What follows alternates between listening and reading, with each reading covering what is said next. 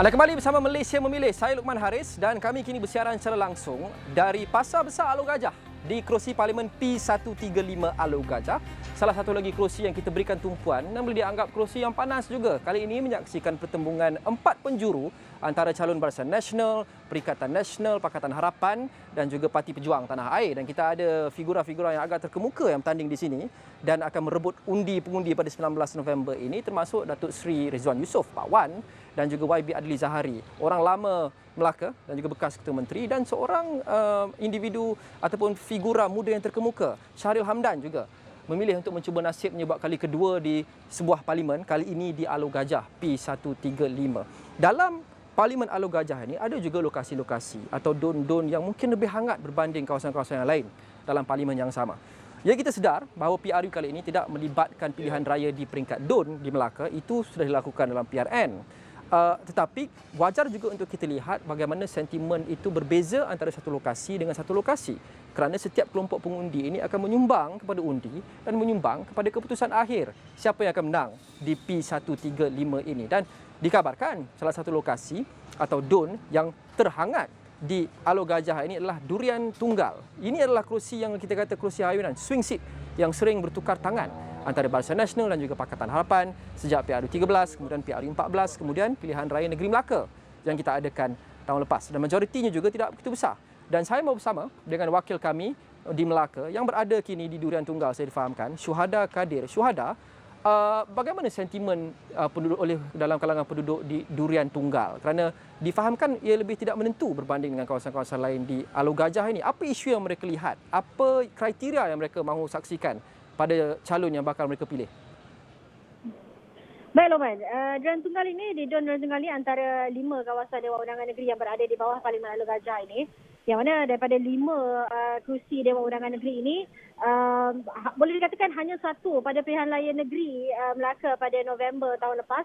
Hanya satu kerusi yang dimenangi, walaupun semua kerusi itu dimenangi oleh Barisan Nasional, tetapi hanya satu kerusi yang mempunyai majoriti, boleh dikatakan sedikit selamat dengan jumlah majoriti 2,900 lebih, iaitu di Don Asahan. Manakala 4 lagi kerusi Dewan Undangan Negeri termasuk di Durian Tunggal ini, jumlah majoriti yang dimenangi oleh calon ataupun wakil rakyat daripada Barisan Nasional ini jumlahnya berada di bawah, majoriti bawah 1,000 undi. Dan di kawasan Durian Tunggal ini, kalau saya boleh kongsikan, pada pilihan raya lepas dimenangi oleh Barisan Nasional dengan majoriti lebih kurang 559 undi sahaja. Yang mana jika sebelum ini memang kerusi Durian Tunggal ini boleh dikatakan memang kerusi tradisi Barisan Nasional, tetapi pada PRU 14 yang lepas, kerusi Durian Tunggal ini jatuh kepada tangan pembangkang yang diwakili oleh calon amanah Datuk Sofi Wahab ketika itu. Dan pada PRN Negeri Melaka November lalu kemudian bertukar tangan kembali kepada calon Barisan Nasional, iaitu Datuk YB Zahari Khalil. Dan ada 3 isu utama sebenarnya yang dibangkitkan ataupun disebut-sebut oleh masyarakat di Durian Tunggal ini. Yang pertamanya adalah isu pembangunan berskala besar. Kerana kalau saya pasti apabila Luqman sampai daripada arah Kuala Lumpur untuk sampai ke Melaka ini, tol Melaka yang pertama Luqman akan jumpa tol Alor Gajah. Tol Alor Gajah itu akan menghubungkan sangat dekat dengan Durian Tunggal. Dan kalau dari arah selatan juga, apabila memasuki Plaza Tol Air Keroh itu, walaupun namanya Plaza Tol Air Keroh, tapi Plaza Tol Air Keroh itu sebenarnya terletak di dalam Don Durian Tunggal. Yang mana bermakna apabila sesiapa saja memasuki negeri Melaka ini, Don pertama, kawasan Dewan Undangan Negeri yang pertama yang mereka akan sampai adalah Don Durian Tunggal. Tetapi Don Durian Tunggal ini agak sedikit terpinggir. Mana apabila sampai ke Melaka ini, tentunya kawasan tumpuan adalah di Bandaraya Melaka, kawasan-kawasan pelancongan. Tetapi di Don Durian Tunggal ni ada 3 isu utama yang dibangkitkan oleh penduduk. Yang pertama, pembangunan berskala besar. Yang kedua, isu penyuraian trafik. Dan juga yang ketiga, isu banjir. Menarik untuk saya kongsikan berkaitan isu banjir di Don Durian Tunggal ini kerana apabila setiap kali tiba musim banjir di negeri Melaka ini, antara kawasan pertama yang akan terjejas dengan bencana banjir ini adalah di Don Durian Tunggal.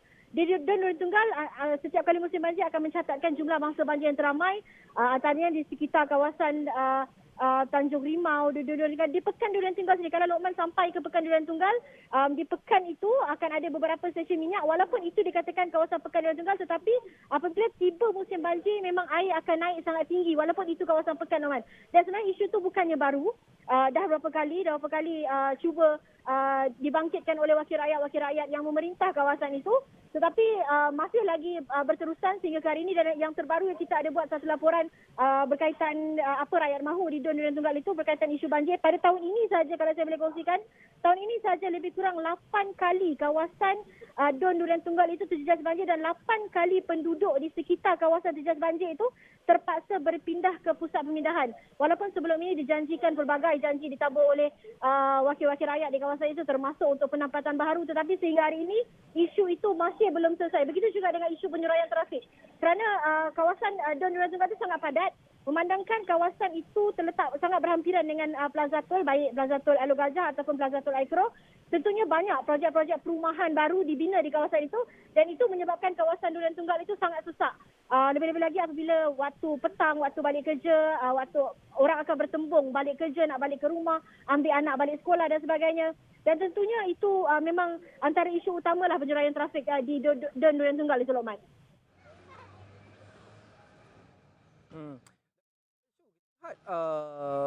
Ada isu-isu yang kita kira sama seperti yang isu sebut tadi. Di Pekan Alor Gajah ini isunya seperti yang kita kongsikan seperti tadi, banjir. Pekan Alor Gajah ini antara mungkin yang pertama akan banjir jika berlaku hujan lebat, dan di sana juga di Durian Tunggal juga sama. Dan sentimennya seperti yang saya sembang dengan Makcik Zunaini sebentar tadi juga adalah ahli politik yang dipilih ini mereka tidak menunaikan janji. Itu sentimen di sana, dan nampaknya berdasarkan apa yang saya kongsikan di Durian Tunggal pun lebih kira-kira sama. Itu adalah isu yang sama antara kedua-dua kawasan beberapa lokasi ini. Tapi ada juga isu-isu yang berbeza. Kita lihat kat sini ramai peniaga kecil. Seperti yang kita temubal tadi, Makcik Zunaini sebentar tadi. Di sana isunya banyak berkenaan dengan pembangunan infrastruktur dan penyuraian trafik dan sebagainya.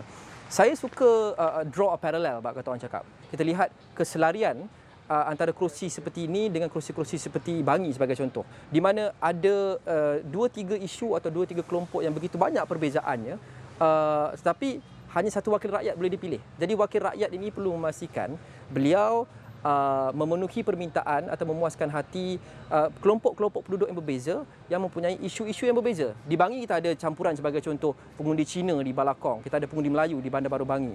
Di Alor Gajah ni pun sama. Jadi apa cabaran yang didepani oleh parti dan juga calon-calon untuk memastikan banyak isu-isu yang berbeza ini, banyak demografi dan perspektif yang berbeza ini, mereka dapat address kali ini, dan mereka dapat meyakinkan pengundi yang berbeza di Parlimen Alor Gajah ini bahawa mereka adalah pilihan yang terbaik dan tawaran mereka adalah tawaran yang terbaik. Baik, Lokman.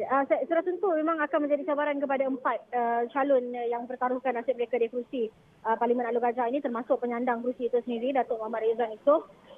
Yang mana sebelum ini Datuk Muhammad Rizwan menang pada PRU 14 lepas dengan majoriti selesa 6,980 lebih kurang di Parlimen Alor Gajah ini. Dan sebenarnya antara fokus yang kalau dari segi komposisi kaumnya itu di Alor Gajah ini, lebih kurang daripada 93,000 pengundi, 60 lebih pengundi adalah pengundi berbangsa Melayu, dan selebihnya campur masyarakat Cina, India dan sebagainya. Dan walaupun sebelum ini biasanya memang itu adalah kerusi tradisi MCA dan juga DAP, yang mana memang itu memang sebelum ini memang kerusi tradisi, memang MCA selalu menang di kerusi Parlimen Alor Gajah itu. Dan kali ini kita menyaksikan pertembungan Alor Gajah menjadi pentas anak Melayu. Calon-calonnya sangat hebat. Kita tahu Ketua Penerangan UMNO, Saudara Syaril Sufian Hamdan, bekas Ketua Menteri Melaka sendiri, Saudara Adli Zahari, dan juga seorang lagi calon pejuang, Muhammad Nazrik, yang mentaruhkan nasib mereka di kerusi parlimen itu. Dan tentunya di Alor Gajah seperti yang saya katakan tadi, isu yang berlaku di Alor Gajah ini adalah isu-isu yang berulang, masalah-masalah yang berulang. Mereka mahukan pembangunan berskala besar kerana di Melaka ini cuma hanya ada 3 daerah sahaja. Dan biasanya apabila pelancong sampai ke Melaka, mereka akan tertumpu di daerah Melaka Tengah, tertumpu di kawasan Bandaraya Melaka. Tetapi di Alor Gajah ini walaupun banyak tempat-tempat menarik, tetapi tidak dibangunkan dengan projek-projek berskala besar. Dan isu banjir dan isu trafik tadi yang saya sebutkan. Dan itu menjadi cabaran kepada wakil calon-calon yang akan bertanding di kawasan Parlimen Alor Gajah ini untuk meyakinkan pengundi, kerana apa yang saya boleh katakan, dengan majoriti walaupun pada PRN yang lepas Barisan Nasional Melaka menang dengan majoriti mudah 21 kerusi daripada 28 kerusi, tetapi kita tak boleh kata kerusi Parlimen Alor Gajah itu akan sama juga coraknya akan dapat di tangan Barisan Nasional, kerana apa yang saya katakan tadi, daripada 5 kerusi parlimen 4 kerusi itu jumlah majoritinya bawah 1,000. Jadi memang boleh swing bila-bila masa. Kita susah untuk kita ramalkan siapa antara 4 calon tu ini, antara 3 calon heavyweight ini, siapa yang akan mengambil alih kerusi Parlimen Alor Gajah ini. Kita tahu Adli Zahari pun ada rekod yang baik di negeri Melaka ini. Syahrial Sufian pun memang calon yang memang heavyweight yang BN pertaruhkan di kerusi Alor Gajah ini. Dan juga penyandangnya juga memang walaupun penyandang ini mungkin ada yang mengatakan beliau jarang berada di kawasan, tetapi ada juga yang setengahnya mengatakan penyandangnya ini mudah untuk berurusan, mereka mudah untuk minta apa-apa, dan sudah pasti itu akan menjadi cabaran kepada mereka untuk meyakinkan pengundi bahawa mereka lah bakal wakil rakyat di Parlimen Alor Gajah ini yang boleh selesaikan isu-isu yang berbangkit, terutamanya isu banjir yang sudah lebih 15 tahun. 15 tahun mereka nantikan untuk dapat penempatan baru, Lokman, terutamanya di kawasan Pekan Durian Tunggal ni, Lokman. Ya. Ya, saya difahamkan Syu ada juga mengumpul suara penduduk di sekitar Durian Tunggal untuk dapatkan sentimen mereka. Kita boleh mainkan dulu, Syu? Saya haraplah kan wakil-wakil untuk wakil parlimen ke apa semua untuk Durian Tunggal ni majukan lagi Durian Tunggal, sebab Durian Tunggal ni memang tempat tengah. Orang masuk aja Melaka terus sampai Durian Tunggal. So majukanlah peniaga-peniaga kan, tolonglah peniaga-peniaga kita orang macam kita orang ni, peniaga-peniaga bantu sikit famous ke Durian Tunggal ni.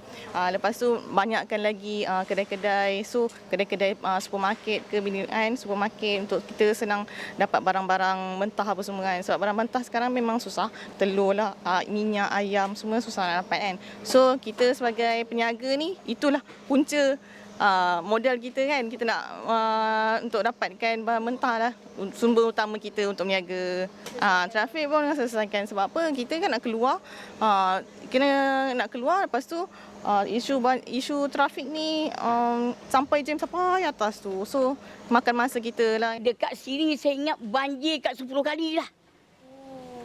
Bila hujan 2 jam je banjir. Bila tu akibat dah bukit tambur dekat bawah sekolah tu. Tapi YB tak kerti je. Tak kerti, tak ada usaha bagaimana nak itu. Bila banjir, tangkap budak tu duduk kasih makan. Makan lebih kurangnya bukan. Duduk dekat dia duduk kat Balai Gaya, duduk kat sekolah, kasih makan ala kadar. Bukannya makan spesial. Kena selesaikan lah patutnya. Kena. Durian Tunggal ni pun kita carilah yang apa kata orang yang dekat dengan rakyat lah, ambil tahu pasal rakyat, apa masalah. Jangan time kita pilihan raya je baru nak tunjuk muka kan. Lepas tu bila dah habis pilihan raya dah tak nampak bayang. Nak jumpa pun susah. Itu je lah harapan saya lah untuk Durian Alor Gajah ni, Parlimen Alor Gajah.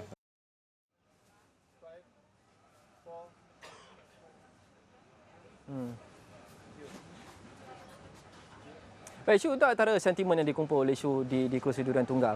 Jadi kita dah simpulkan beberapa perkara lah. Kita lihat ada isu-isu yang penting bagi penduduk di Parlimen Alor Gajah ini, ada yang sama, ada yang berbeza, tentu seperti mana kita lihat di kerusi-kerusi yang lain. Tapi satu isu yang konstan yang dikatakan masih lagi tidak berubah-ubah sejak dari dulu adalah isu banjir. Kita lihat juga ada kerusi-kerusi DUN yang saling bertukar tangan seperti yang Syu kongsikan di Durian Tunggal. Jadi apa yang kita berjangkakan dalam hari-hari akan datang, Syu? Adakah, sebab saya bincang dengan makcik seorang di sini, Makcik Zurani seperti tadi, mereka mengatakan bahawa ramai masih lagi atas pagar, mereka masih lagi tak tahu nak pilih siapa. Di tempat Syu dan juga di kawasan-kawasan di sekitar Melaka dan juga Parlimen Alor Gajah ini yang Syu sudah mengumpulkan sejak beberapa hari lepas, adakah adil untuk kita katakan sentimen dan pendirian mereka sebegitu? Mereka masih lagi tunggu dan lihat? Betul, Rahman. Kalau di Melaka ini kita ada 6 kerusi parlimen, dan daripada 6 kerusi parlimen ini semua 5 kerusi parlimen akan menyaksikan pertembungan 4 penjuru, kecuali di kerusi Parlimen Tangga Batu akan menyaksikan pertembungan 5 penjuru, iaitu ada seorang calon bebas. Dan apa yang saya boleh simpulkan apabila saya turun bertemu dengan pengundi-pengundi ataupun rakyat di negeri Melaka ini, termasuk di Durian Tunggal yang saya buat tinjauan sebentar tadi, mereka mempersoalkan kenapa kali ini terlalu ramai calon. Mereka mengatakan bahawa sama ada pilihan raya kali ini adakah untuk meraihkan betul-betul benar-benar mereka ingin meraihkan demokrasi, ataupun sebenarnya menyusahkan pengundi kerana mereka kena pilih. Mereka tak tahu nak pilih calon yang mana, calon yang bagaimana, dan sudah pasti itu akan menjadi satu cabaran yang cukup mencabar untuk semua calon. Selain di Parlimen Alor Gajah, ada lagi parlimen-parlimen lain yang turut menarik perhatian di Melaka ini.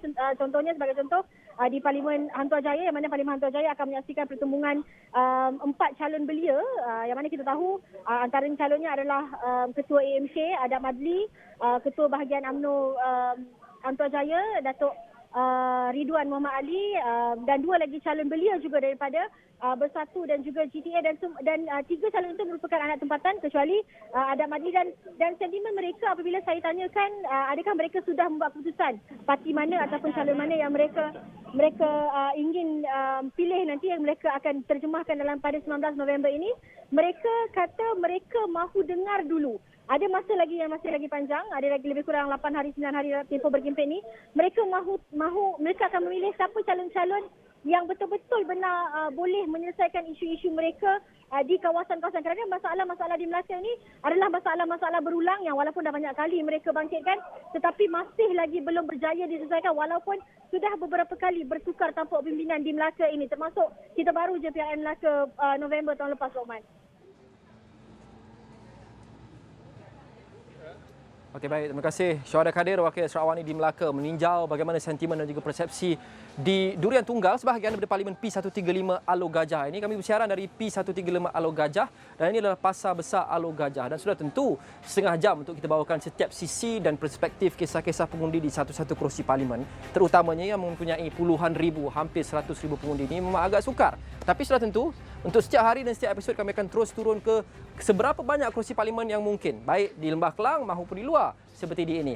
Pastikan anda terus mengikuti Malaysia Memilih dan juga Awani 745. Kita akan bawakan juga dari kerusi P135 Alor Gajah ini untuk kita lihat sisi-sisi lain penduduk di sini dan bagaimana mereka membuat keputusan pada 19 November ini. Saya Luqman Haris, kita jumpa lagi. Terima kasih kerana menonton Astro Awani.